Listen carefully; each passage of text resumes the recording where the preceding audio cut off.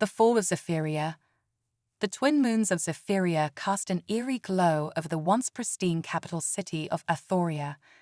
Princess Lyra stood on the balcony of the royal palace, her luminescent skin shimmering in the otherworldly light. Her sister, Princess Nova, joined her, their four arms intertwining in a gesture of comfort and solidarity. "It's happening again," Lyra whispered, her voice trembling. "The void plague is spreading faster than ever." Nova's gaze swept over the city below. Streets that once bustled with the vibrant energy of their people now lay empty, save for the occasional flutter of emergency vehicles racing to yet another outbreak site.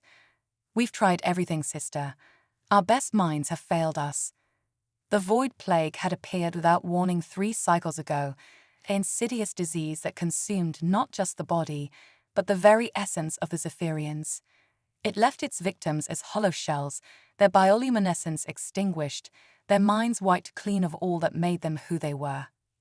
Lyra's lower set of hands clenched into fists. "There must be something we haven't considered, some solution we've overlooked." Nova turned to her sister, her eyes glowing with a mix of desperation and determination.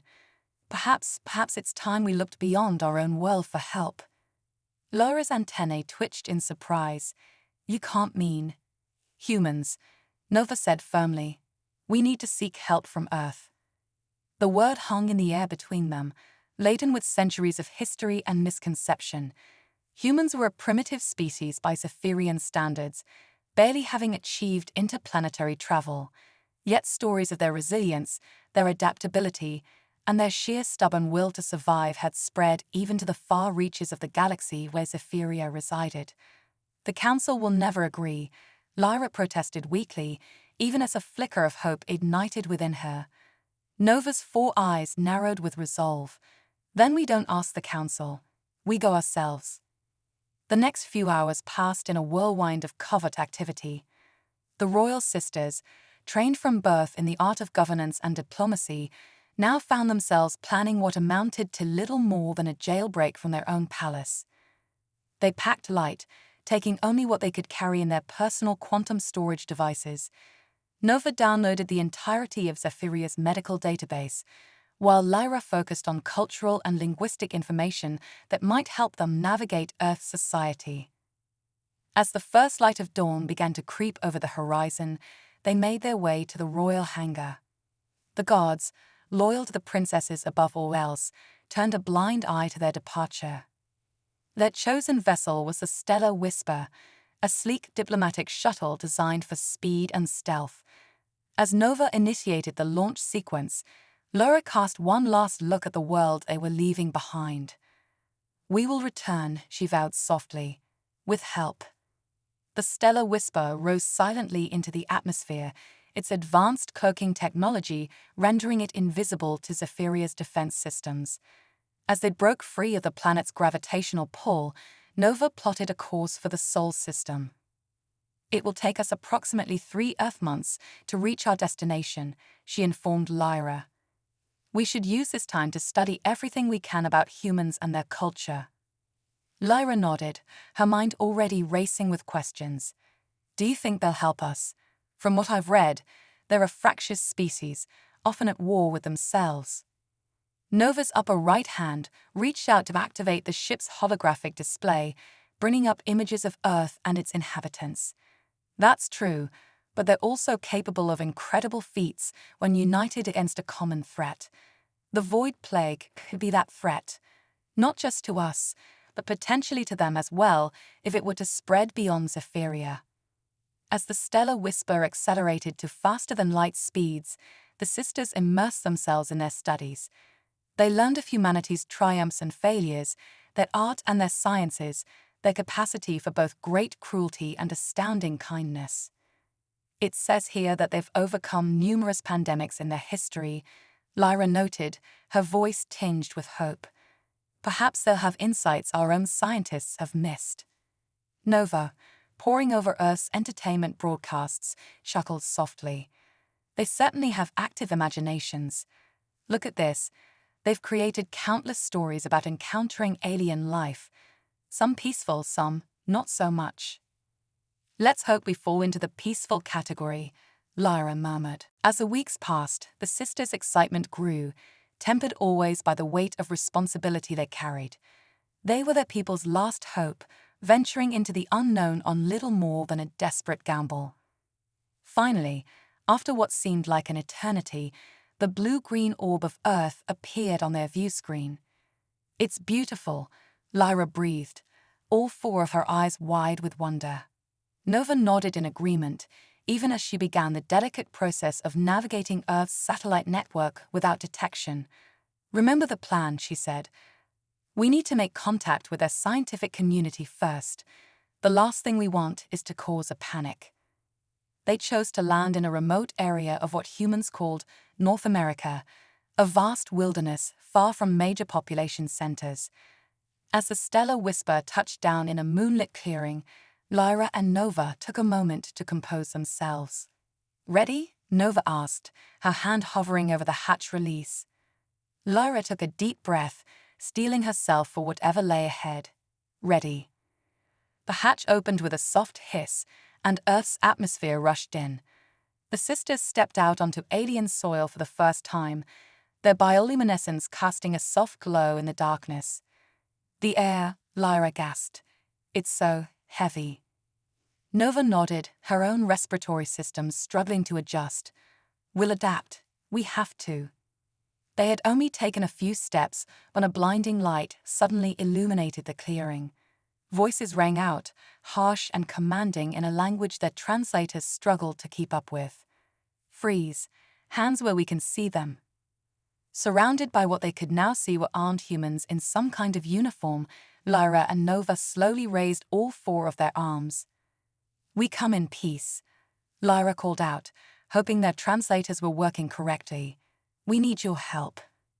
The humans seemed taken aback, clearly not expecting the aliens to speak their language. After a tense moment, one of them stepped forward, lowering his weapon slightly. "Who are you?" he demanded. "What do you want?" Nova, drawing on all her diplomatic training, spoke clearly and calmly.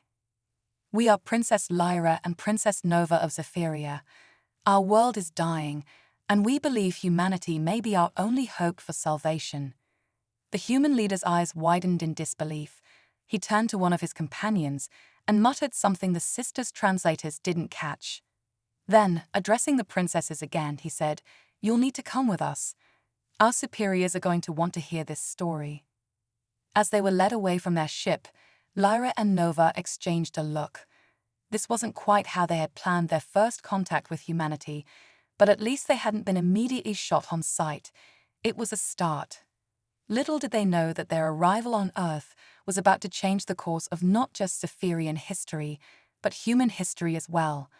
The age of humanity's cosmic isolation was over, and a new era of interstellar cooperation, or conflict, was about to begin.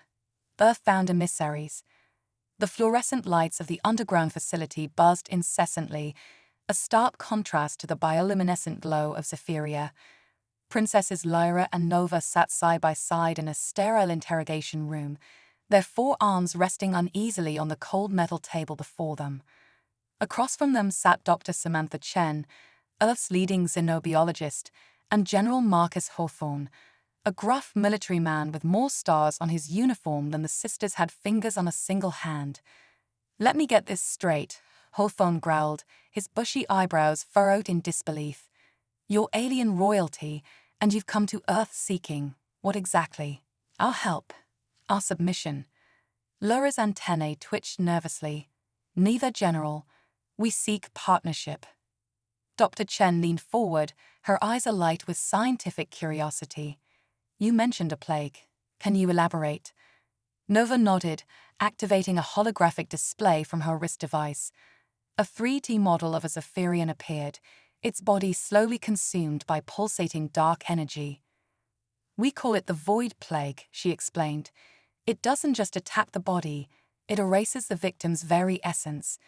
Their memories, their personality, everything that makes them who they are simply vanishes." Hawthorne's expression softened slightly. "That's horrifying. But why come to us?" Surely your technology is far beyond ours. Lyra smiled sadly. Advanced, yes, but different. We've mastered quantum computing and faster-than-light travel, but our medical science has evolved along a completely different path than yours. We hoped that a fresh perspective might yield solutions we've overlooked. Dr. Chen was practically vibrating with excitement. The potential for knowledge exchange is staggering. General, we have to help them. Hawthorne sighed, rubbing his temples. It's not that simple, Doctor. We're talking about revealing the existence of alien life to the world. The panic, the political upheaval, it could be chaos. Just then, alarms began blaring throughout the facility. A young soldier burst into the room, his face pale. Sir, you need to see this. They rushed to the control room, where dozens of screens displayed news broadcasts from around the world. Lyra and Nova gasped in horror. On every channel, in every language, the same terrifying images played out: humans collapsing in the streets, their eyes going blank, their bodies seeming to fade at the edges. It's impossible, Nova whispered. The Void Plague, it's here. Hawthorne turned to them, his eyes blazing. Did you bring this to our world? Lyra shook her head vehemently. No. We took every precaution. We've been in quarantine since we arrived. This must have been happening already, undetected. Dr. Chen was furiously typing at a nearby console. She's right, General. I'm seeing reports dating back weeks, but they were dismissed as hoaxes or mass hysteria. It's been here, spreading silently. The room fell silent save for the continued wail of the alarms. Finally, Hawthorne spoke, his voice heavy with the weight of command. Well, Your Highnesses, it seems you've got your partnership. God help us all. The next few days were a whirlwind of activity. With the Void Plague now a global threat, the existence of the Zephyrian princesses was revealed to the world. Reactions ranged from awe to fear to outright hostility, but as the plague spread, a sense of unified purpose began to emerge. Lyra and Nova found themselves at the heart of an unprecedented human-alien collaboration. They worked tirelessly alongside Earth's top scientists, sharing knowledge and testing theories at a breakneck pace. Your immune systems are fascinating, Dr. Chen mused one day, peering through a microscope at a sample of Zephyrian blood. They operate on a quantum level, entangling with pathogens to neutralize them instantly. Nova nodded. Yet it's proven useless against the Void Plague. It's as if the disease exists outside of normal physical laws. Lyra, who had been poring over human medical texts, suddenly sat up straight. Wait a moment. What if that's exactly the case? What if the Void Plague isn't a conventional disease at all, but some kind of interdimensional parasite? The room fell silent as the implications sank in. It was a human physicist, Dr. Aiden Takahashi, who broke the silence. That actually makes a terrifying amount of sense. It will explain why it affects the victim's essence, not just their physical form.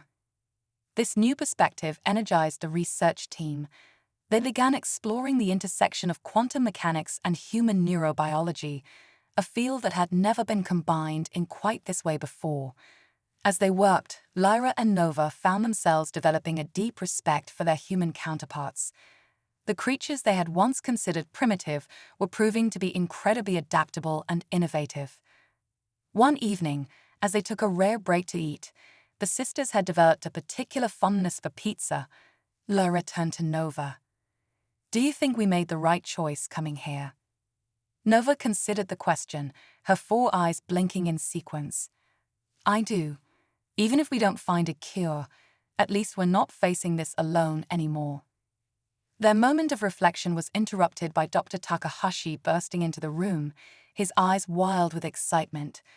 We've had a breakthrough. Come quickly.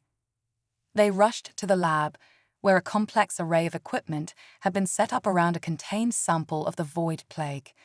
Dr. Chen was there, practically bouncing with anticipation. We've managed to establish a quantum entanglement between the plague particles and a custom-designed nanobot, she explained breathlessly. In theory, we should be able to pull the plague out of infected individuals, trapping it in a quantum sink. Laura's antennae quivered with hope. Have you tested it yet? Dr. Takahashi nodded grimly. We're about to. We have a volunteer, one of our colleagues who contracted the plague yesterday. They watched with bated breath as the experimental treatment was administered. For several agonizing minutes, nothing seemed to happen. Then, slowly, color began to return to the patient's ashen face. His eyes, which had been dull and lifeless, began to focus. Walter, Dr. Chen called softly. Can you hear us? The man blinked, confusion giving way to recognition. Sam? What happened? The last thing I remember is feeling like I was fading away. The room erupted in cheers and tears of joy. It wasn't a permanent cure, not yet, but it was hope. The first real hope they'd had since this nightmare began. As the humans celebrated, Lyra and Nova embraced, all four of their arms wrapping around each other. We did it, Lyra whispered. Together. Nova nodded, her bioluminescence pulsing with emotion. Yes, but this is just the beginning. We still need to mass-produce the treatment, distribute it globally, and find a way to prevent future outbreaks. Lyra smiled, a determined glint in her eyes. Then we'd better get back to work. After all, we have 2 worlds to save now. As they turned back to join their human colleagues, both sisters felt a profound sense of purpose. They had come to Earth seeking help, but in the process, they had forged something far greater. A partnership that transcended the boundaries of worlds and species. Together, humanity and Zephyrians would face whatever challenges the universe had in store, and they would prevail. The Void Plague was far from defeated, but for the first time since it had appeared, there was light in the darkness. And that light, born from the combined brilliance of 2 very different civilizations, burned brighter than any star in the galaxy. The Quantum Crusade. The world watched with bated breath as Operation Starbridge unfolded. Massive holoscreens in every major city broadcasted the unprecedented joint human-Zephyrian effort to combat the Void Plague. The unlikely alliance had captured the global imagination, sparking a new era of unity and purpose. Dr. Samantha Chen stood before a sea of reporters, her lab coat crisped despite the chaos of the past weeks. Beside her, Princesses Lyra and Nova emanated an otherworldly glow, their 4 arms gesticulating in perfect sync as they addressed the crowd. Today, we embark on the greatest scientific endeavor in human history, Dr. Chen declared, her voice steady and resolute. Project Quantum Crusade will harness the power of both human ingenuity and Zephyrian wisdom to eradicate the Void Plague once and for all.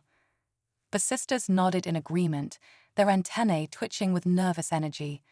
Lyra stepped forward, her luminescent skin pulsing softly. We stand united, 2 species joined by a common threat and a shared hope. The Void Plague knows no borders, respects no boundaries. Neither shall our response. Nova activated a holographic display, showcasing a network of shimmering points of light spanning the globe. Behold the Quantum Nexus Grid. This revolutionary system will create a planetary shield, not of matter, but of entangled particles. It will detect and neutralize Void Plague incursions at the quantum level. The announcement sent shockwaves through the scientific community and the general public alike. Social media exploded with hashtags like #QuantumCrusade and #Starbridge as people across the world rallied behind the audacious plan. Behind the scenes, the work was grueling.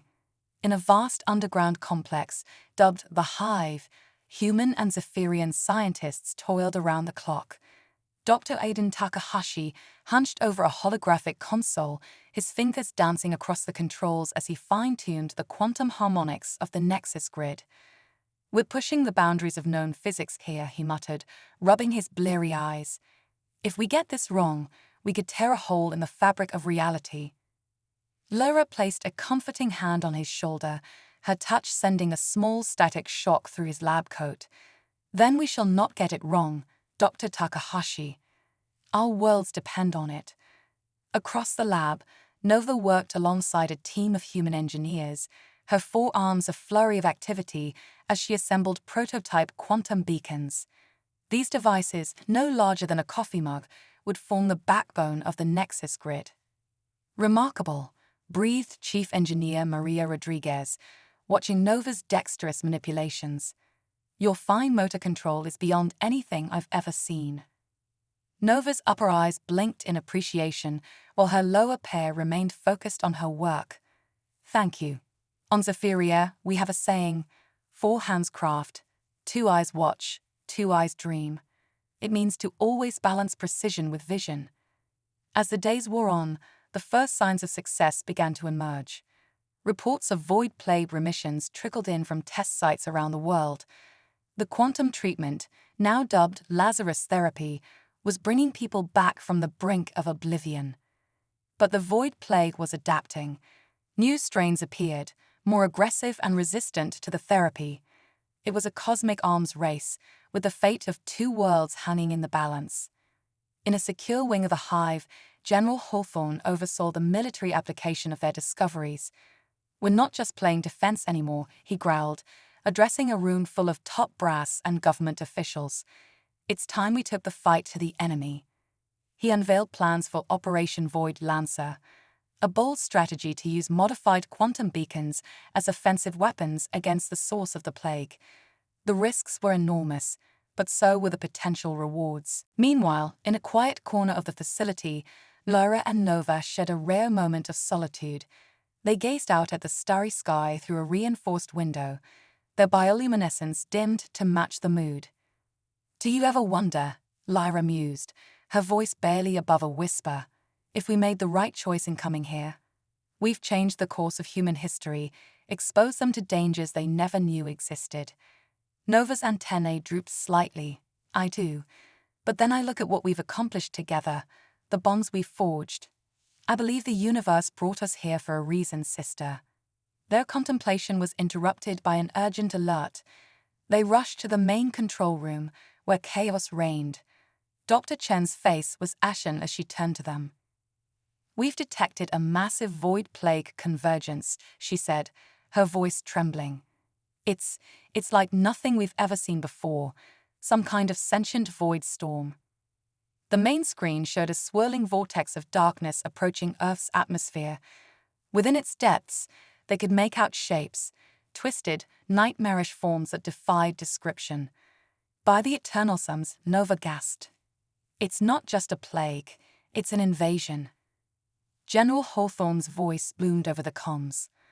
"All personnel, this is not a drill. Initiate Operation Void Lancer immediately. May God have mercy on our souls."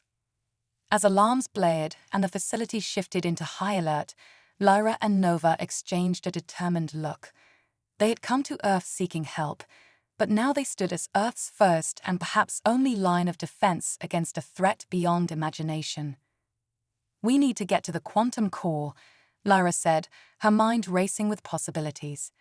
"If we can synchronize our bioluminescence with the Nexus grid, we might be able to amplify its power."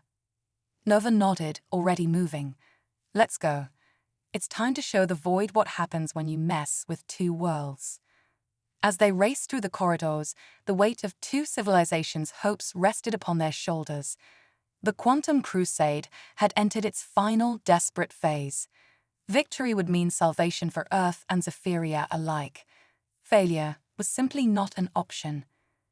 The fate of 2 worlds now hung in the balance, with humanity and Zephyrians united in a cosmic battle against the encroaching void. The next few hours would determine whether the light of civilization would endure or be snuffed out forever in the face of an implacable, interdimensional foe. Void horizon. The sky above New York City turned an ominous shade of purple as the void storm descended. Panicked citizens looked up to see reality itself seeming to tear apart, revealing glimpses of nightmarish realms beyond human comprehension. But amidst the chaos, a beacon of hope emerged. The quantum nexus grid hummed to life, casting a shimmering web of energy across the globe. Inside the hive's central command, screens flickered with data streams and emergency broadcasts.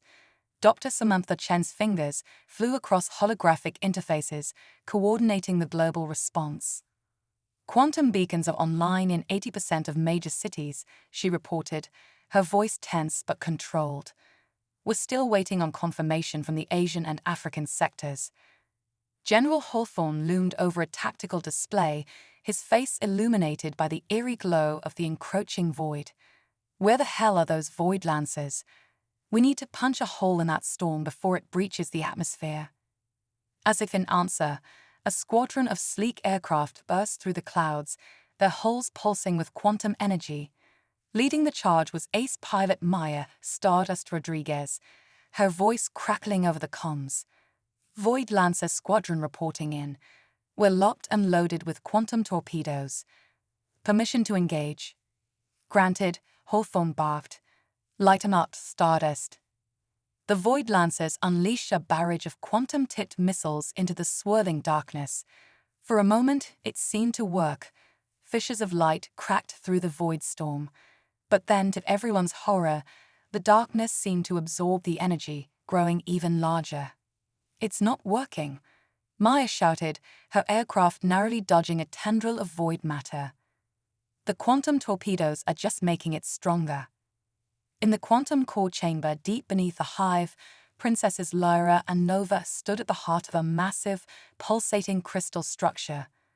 Their forearms were outstretched, bioluminescence synchronized with the thrumming energy of the core. We need more power, Lyra gasped, her entire body trembling with the strain.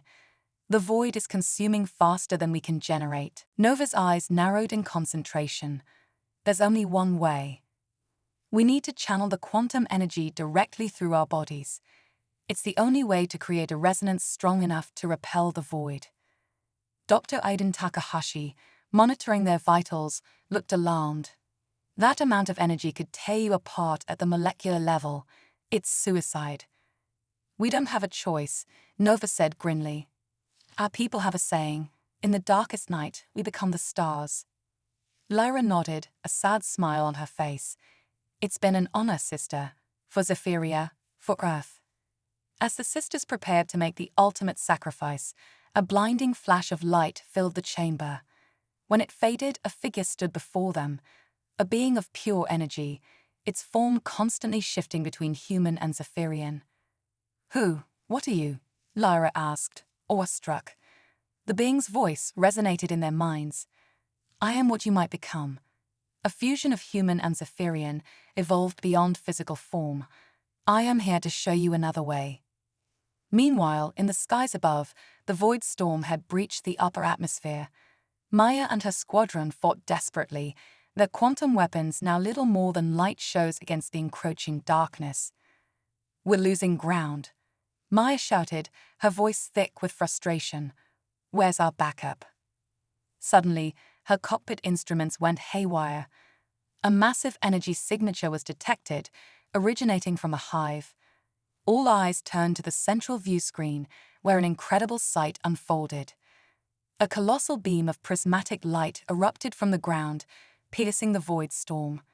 Within the beam, 3 figures could be seen ascending: Lyra, Nova, and the mysterious energy being. As they rose, their forms began to merge, creating a dazzling avatar of light that dwarfed even the void storm in size. The avatar's voice boomed across the world, broadcast on every frequency in every language. People of Earth and Zephyria, witness the power of unity. We are the quantum sovereign, the manifestation of 2 species' combined potential. The void sought to divide us, to feed on our fear and isolation. But in coming together, we have unlocked a power greater than any in the universe. The quantum sovereign raised its arms, channeling an unimaginable amount of energy. The void storm writhed and recoiled, its darkness dissipating under the onslaught of pure, harmonized quantum force. In the hive's command center, jaws dropped in amazement. Dr. Chen's eyes were wide with wonder. It's working. The void signature is destabilizing on a fundamental level. General Hawthorne, for once at a loss for words, simply nodded in awe. As the last tendrils of the void storm evaporated, cheers erupted around the world. humans and the few Zephyrian emissaries who had arrived to help embraced boundaries of species and culture forgotten in the joy of survival. The quantum sovereign descended, its light dimming as it touched down in Times Square. As the world watched, it separated back into Lyra, Nova, and the energy being. The immediate threat has passed, the energy being announced, but our work is not done. The void will return in time. We must prepare. Lyra stepped forward, addressing the crowd and the countless cameras. Today marks a new chapter in the history of both our worlds. We came to Earth seeking help, but we found so much more. We found partners, friends, family. Nova continued, the quantum sovereign is proof of what we can achieve together. It is not just a weapon, but a symbol of our shared destiny among the stars. The energy being nodded. I am from a potential future, one where humanity and Zephyrians have fully merged, transcending physical form. But that future is not guaranteed. It must be built, choice by choice, day by day. As the implications of this revelation sank in, a new sense of purpose swept across the globe. The Void Plague had been a catastrophe, yes, but also a catalyst for innovation, for unity, for evolution. In the hive, Dr. Chen turned to General Hawthorne, a glint of excitement in her eyes. You realize what this means, don't you? We're not just talking about saving our worlds anymore. We're talking about the next step in cosmic evolution. Hawthorne chuckled, shaking his head in amazement. And to think, a few months ago, my biggest concern was budget meetings. All right, Doctor, let's go make history. As night fell on a changed Earth, Lyra and Nova stood on the balcony of their temporary quarters, gazing up at the stars. The energy being had departed, leaving them with knowledge and warnings of what was to come. Do you think we're ready? Lyra asked softly. For everything that lies ahead. Nova took her sister's hand, squeezing it gently. I don't know, but I do know this. Whatever comes, we'll face it together. Not just you and I, but all of us, human, Zephyrian, and whatever we might become. As if in response to her words, a shooting star streaked across the sky, a promise of adventures yet to come, of a future limited only by imagination and the courage to reach for it. The quantum crusade had ended, but the true journey was just beginning. Earth and Zephyria stood united, ready to forge a destiny among the stars, and to face whatever challenges the vast, mysterious universe might throw their way. Cosmic Renaissance.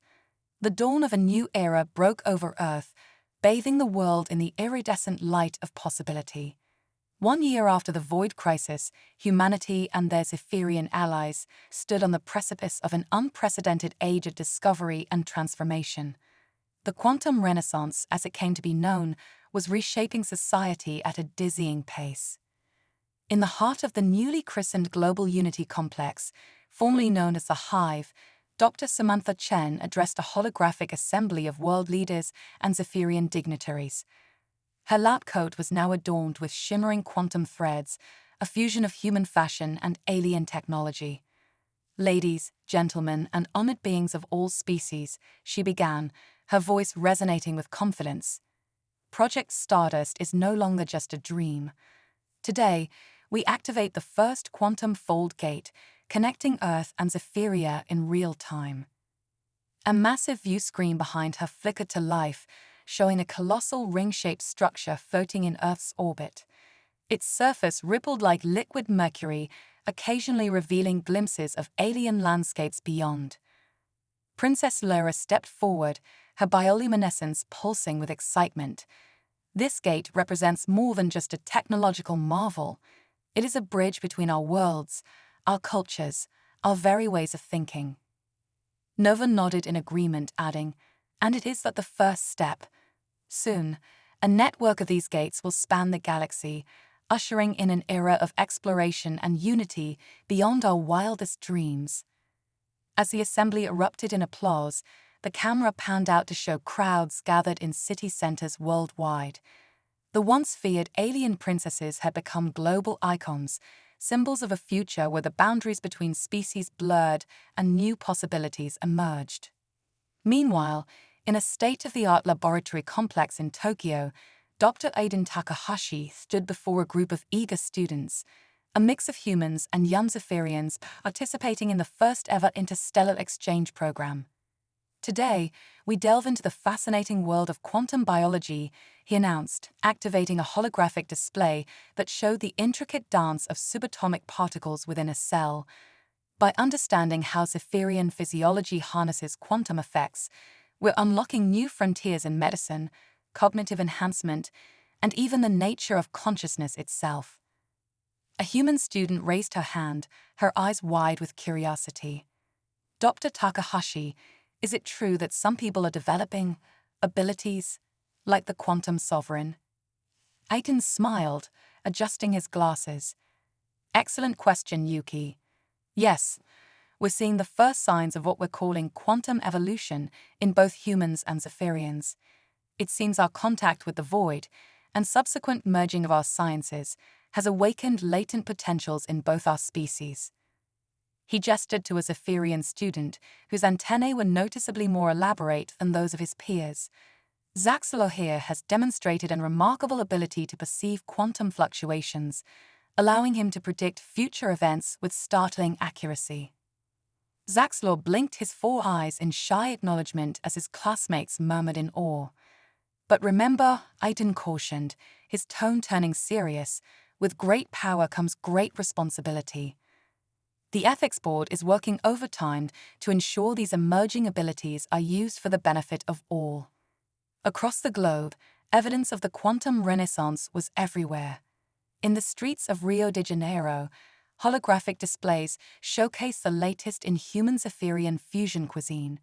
Street vendors offered exotic fruits from alien worlds, their flavors defying description in any earthly language. In the Sahara Desert, a massive terraforming project was underway. Quantum-powered atmospheric generators created localized weather systems, bringing rain to the parched landscape. Teams of human and Zephyrian ecologists worked side by side, reintroducing species long thought extinct and adapting alien flora to Earth's ecosystem. But perhaps the most striking change was in the night sky. The quantum fold gate network, still in its infancy, had already begun to alter the very fabric of space-time around Earth. New constellations appeared nightly as distant stars were brought into view, and auroras of impossible colors danced at the poles. In orbit, the first generation of quantum-drive starships prepared for their maiden voyages. These vessels, crewed by the best and brightest of both worlds, would serve as ambassadors to the galaxy at large. Captain Maya Stardust Rodriguez stood on the bridge of the QS Horizon, Earth's flagship explorer. Her flight suit now incorporated Zephyrian biotech, allowing her to interface directly with the ship's quantum core. All systems a go, she reported, her voice tinged with barely contained excitement. Quantum fold drive is spooled up and ready. Commissioned to make history, Command. General Hawthorne's gruff voice came over the comms, a note of pride evident despite his usual stoicism. Permission granted, Stardust. Give 'em hell out there. As the Horizon prepared to depart, a special ceremony was taking place in New York's Central Park, now home to a breathtaking memorial to those lost in the Void Crisis. Princesses Lyra and Nova stood before a gathered crowd, their forms shimmering with barely contained quantum energy. 1 year ago, we came to your world as desperate refugees, Lyra began, her voice carrying to every corner of the park. Today, we stand before you not as aliens, not as saviors, but as fellow citizens of a united cosmic community. Nova continued, the void sought to divide us, to erase what makes us unique. But in joining together, in celebrating our differences while embracing our shared destiny, we have become something greater than the sum of our parts. As they spoke, the air around them began to shimmer. Gasps rippled through the crowd as Lyra and Nova's forms began to merge, coalescing into the radiant figure of the quantum sovereign. The sovereign's voice echoed not just through the park, but in the minds of every being on Earth and Zephyria. We are the bridge between what was and what could be. The void will return, make no mistake. But when it does, it will find not 2 separate species, but a unified force of cosmic evolution. We are the quantum crusaders, guardians of life, explorers of infinity. As the Sovereign's light faded, leaving Lyra and Nova standing once more, a deep sense of purpose settled over the gathered crowd. The challenges ahead were immense, the dangers still unknown. But for the first time in history, humanity looked to the stars not with fear or mere curiosity, but with a sense of belonging. The quantum renaissance had begun, and with it, a new chapter in the cosmic story of life itself. Earth and Zephyria, once strangers separated by vast gulfs of space, now stood united, ready to face whatever wonders or terrors the universe might hold. As night fell, the first stars became visible, closer, brighter, more numerous than ever before, and somewhere out there, in the vast expanse of the cosmos, the TUS horizon made its first quantum leap, carrying the hopes and dreams of two worlds into the great unknown. The adventure was just beginning.